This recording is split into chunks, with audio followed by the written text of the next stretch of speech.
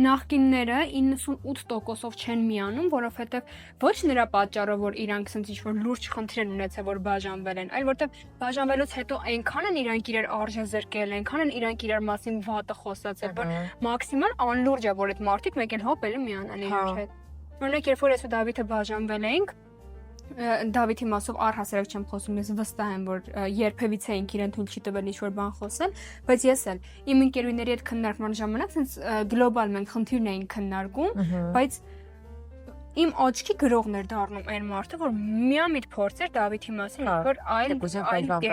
թեկուզ եւ բաժանված, որտեվ այդ իմ ընտրությունն է եղել ու եթե անգամ մենք այսօր իրար հետ չենք, դա չի նշանակում, որ այդ մարդուն դու պիտի մաքսիմալ բոլոր հնարավոր ձևերով արժեզրկես։ Այդ նորմալ չի։ Հիմա բաժանությունները հատկապես այս վերջին շրջանում շատ են տարածվել, անսահման շատ են տարածվել ու հանրային կերպով էլ այդ մասին բարբերաբար խոսում են, ասում են, չգիտեմ, երբեմն հասկանում եմ, որ ամեն դեպքում իրանց լսարանն է, իրանք միգուցե այդպես չգիտեմ, թեթևանում են, թերապիա է իրանց համար այդ ամեն ինչը եւ այլն։ Ես չեմ քննադատում որևէ մեկինով այդ կերպա վարվում, ուղղակի կարծում եմ, որ կոպիտ չհնչի, բայց ոչ մի գիտակից ու հասուն մարդ